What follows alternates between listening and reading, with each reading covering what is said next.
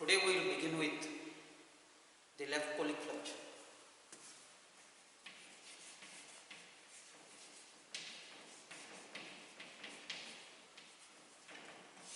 The left colic flexure is also said to be as splenic flexure.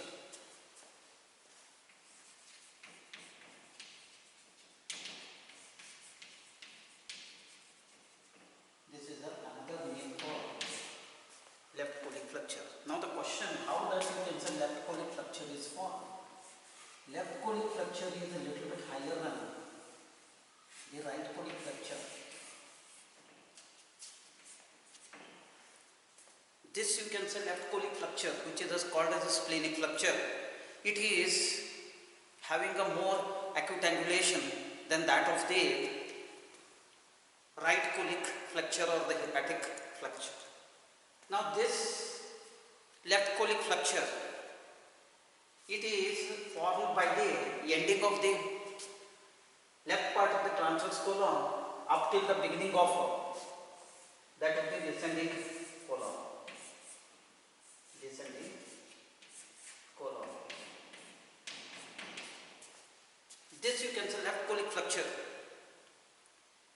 Relation of this, if you want, now you have to take a cut section and you have to make it here. So here this is what left colic flexure relations. Now relations of this, you will be having the above, then you will be having little bit posterolateral, and then you have got posteromedial.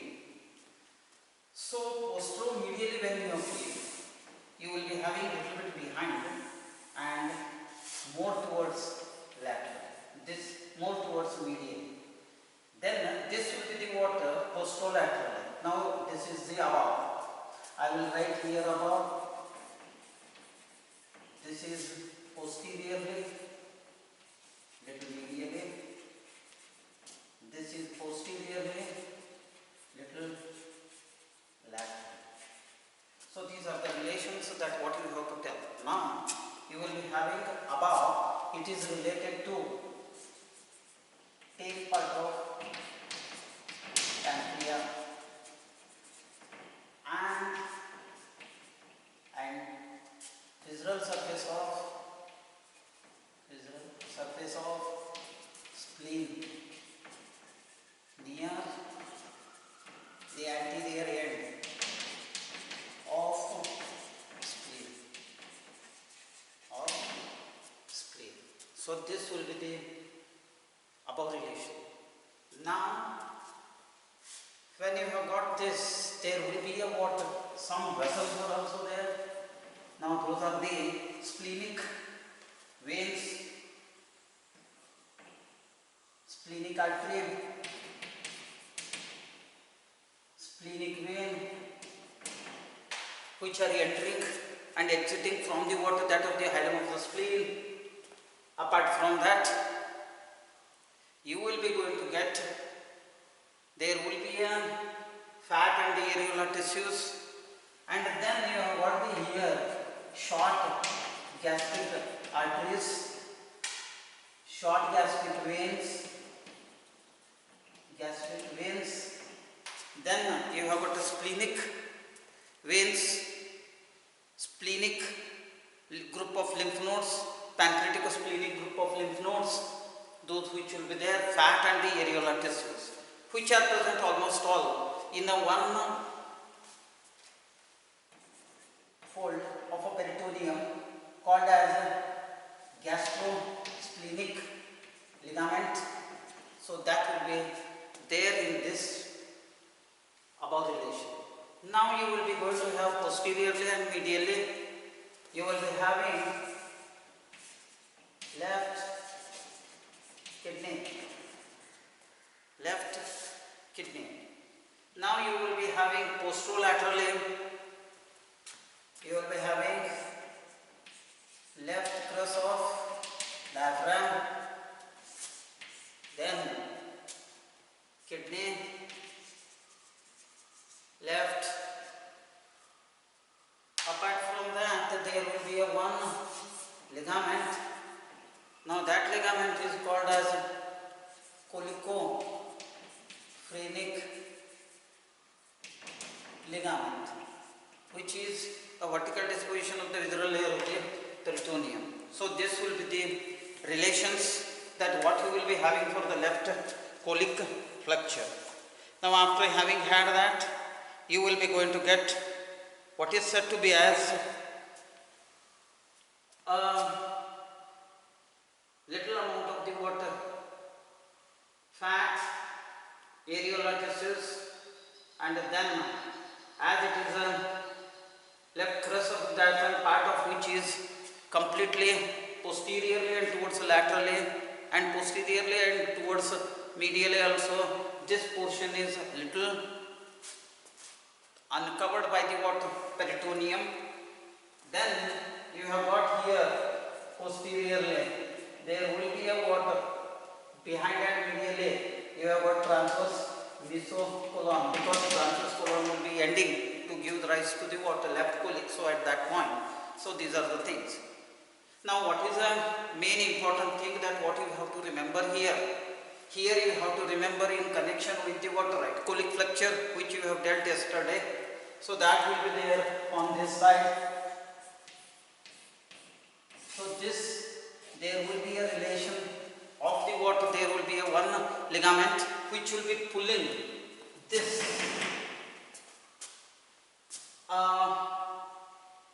right colic flexure to the liver. Now that fold is called as hepatocolic ligament, and there will be a one more ligament which will be there, that is called as right colicophrenic ligament. This right colicophrenic ligament is also vertical, and hepatocolic is also vertical, which will be pulling that you can say right colic flexure towards the what liver and towards the right dome of the diaphragm. But here you will be going to have there will be a one liver, you can say ligament will be there. That ligament is called as colicophrenic. You can call it as left colicophrenic ligament, which will be going to hold that, you can say, left thing supporting, and it will be going to pull upwards. So that will be the thing, it will be there.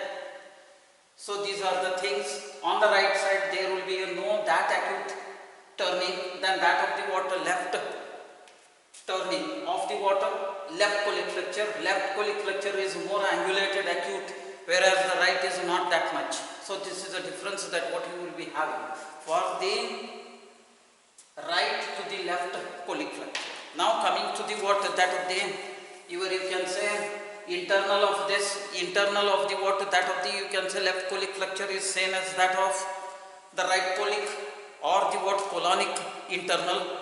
So they are the what is said to be as first is a water serous, then the subserous, then the muscular.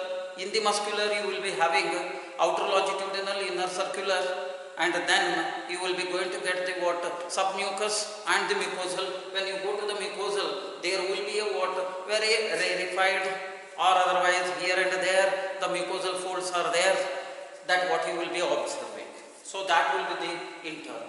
After having had the internal, you have to go to the water, that of the where you can say blood supply. Blood supply for the water, that of the left colic flexure is by partially the what is said to be as the midcolic, and then you will be going to have the water left colic. So left colic, which will be there, you will be having a ascending and descending branch. So ascending branch of the water, that of the left colic artery, which is a branch of that of the inferior mesenteric artery, it will be supplying partially, and then there will be a water branch. Now that branch is called as what is said to be as you can say, this will be the thing is left colic. So this will be the what is your ascending branch, it will be supplying, So this will be the, what is your, you can say, inferior, I mean to say left colic artery. Left colic artery. So this will be the what, ascending branch that it will be supplying. Then coming to the what, that of the venous drainage. Venous drainage of the water, that of the, you can say,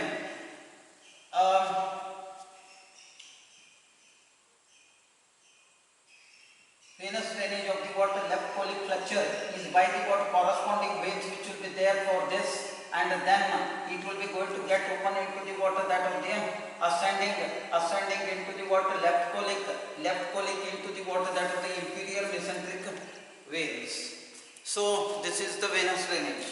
Now coming to the water, lymphatic drainage of the water, that of the, where you can say, lymphatic drainage of the water, that of this left colic flexure, it is by the water, that of the corresponding superficial and deep lymph vessels of the water, that of the left colic flexure, which will be there from the water, that of the, you can say, colon, left colic. From that it will be going into the water, that of the ascending and the descending branch of that of the left colic, and then left colic into the water, that of the inferior mesenteric group of lymph nodes and the lymph vessels which are there in the water, that of the mesentery itself. So this is the lymphatic drainage. Now lymphatic, you will be going to have a afferent and efferent all together. Then you will be going to get the water further part, what is said to be as a nerve supply. Nerve supply for the water, that of this part, left colic flexure, it is by the water sympathetic and the parasympathetic. Sympathetic and the parasympathetic. Sympathetic is the water, that of the bodily segmented part. Bodily segmented part, that will be related to the water, left hypochondriac region. From the water, that of the spinal. By the way, you will be going to get the water, vagus nerve will be also going to come, right, left all together. From the water, esophageal orifice in the water, that of the diaphragm. From that, the left will be going to run front and then towards the right few branches, and the water right will be going towards the water behind and towards left. All together they will be going to unite to the water sympathetic ganglions earlier and after. The what sympathetic ganglion coming from the water, that of the spinal, giving rise to a what very fine filaments. Those are called as the pre and the post ganglionic fibers, or otherwise white and the grey rami communicants. Now these white and grey rami communicants, further it gives rise to a what, filaments. Now those filaments are called as the what, autonomic nerve fibers, which is a mixture of here cranial and the spinal at the level of the what, pre and the post ganglionic fibers of the spinal. So it will be the blood supply for nerve supply for this. Nerve supply for this one.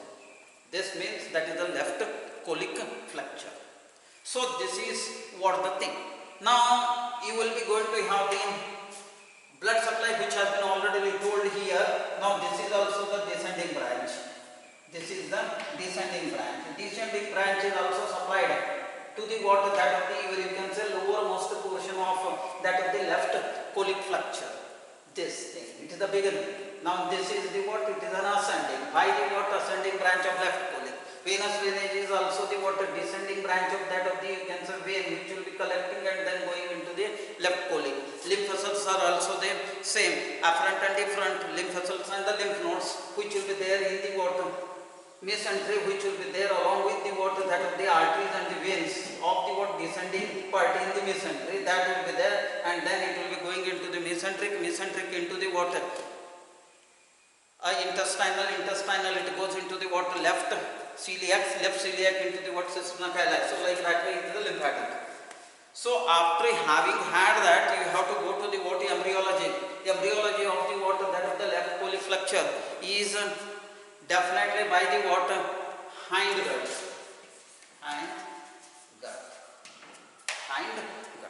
Hindgut of the water, that of the endoderm, because it has done the water, that of the mistake. It has been taking a blood supply for the water by the what, inferior mesenteric artery. That is why it is the by the hindgut. And the whatever the blood supply will be there, if it will be there to the organs of the anything, if it will be supplied by the what, branch of that of the inferior mesenteric artery, veins, all those things, it has to have the development by the what? Hindgut of the endoder. Hindgut of the endoder. So that is what the development. Now after having the development, you have to go to the what? Histology. Histology will be going to deal all together in the what? One in the colonic histology. So with this, left collic flexure is finished.